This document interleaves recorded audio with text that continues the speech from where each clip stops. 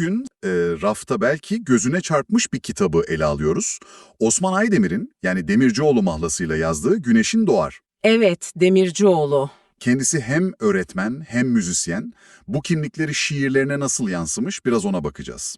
Çok katmanlı bir isim kesinlikle. Amacımız da bu şiirlerin içinde gezinip hani o umuttan hasrete, toplumsal eleştiriden kişisel dökümlere uzanan duyguları, düşünceleri anlamak. Yani sadece kelimeler değil, bir dönemin ruhu, yaşanmışlıklar var aslında. Aynen öyle.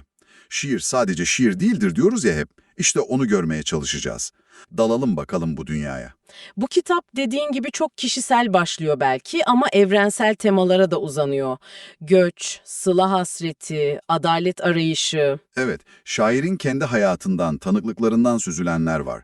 Nasıl ustaca dizelere dökmüş onu göreceğiz. Kesinlikle. O zaman belki şuradan başlayalım. Kitaba adını veren o şiir, Güneşin Doğar. Hı hı. Ne diyor? Dipsiz karanlıkta kaldıysan şayet yıkılma kardeşim, güneşin doğar.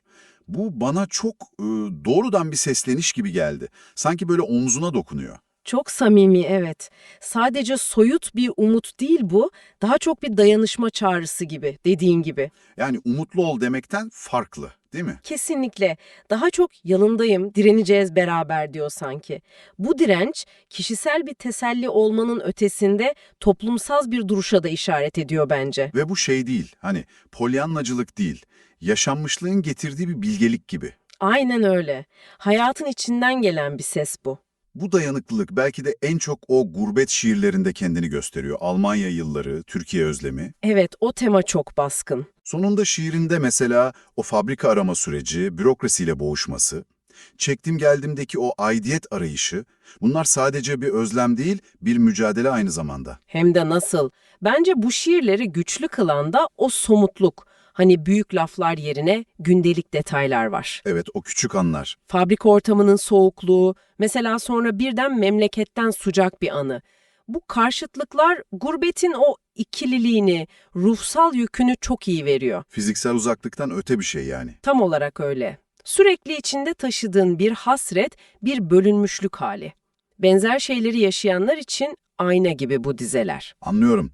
Bu gözlem gücü toplumsal konulara döndüğünde daha da keskinleşiyor sanki. Köylerden şiirinde çiftçinin emeğinin sömürülmesine değinmesi Çok net bir eleştiri var orada. ya da maden işçileri umutlarla yine çöktü.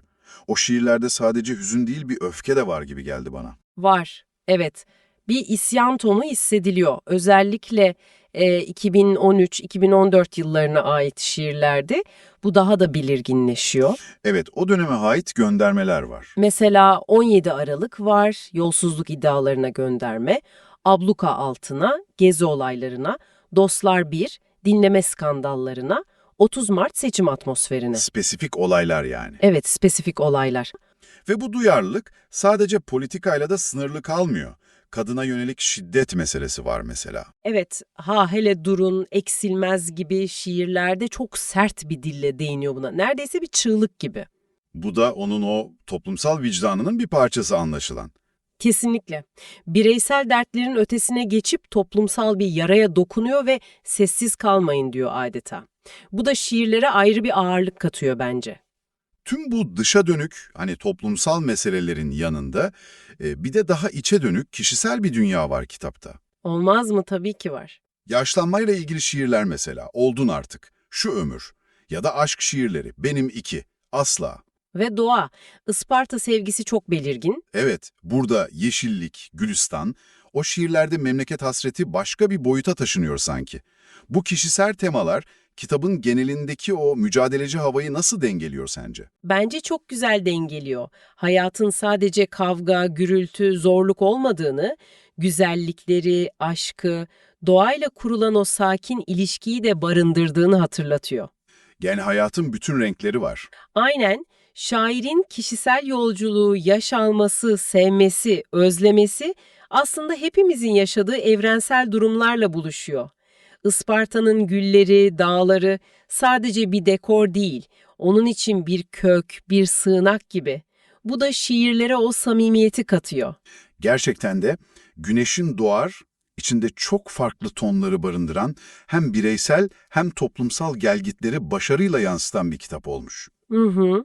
Umuttan hüzne, öfkeden dinginliğe uzanan geniş bir yelpaze sundu bize. Şairin öğretmen ve müzisyen kimliklerinin de bu çeşitliliğe, ritme katkısı var gibi. Evet, okurken o hissediliyor.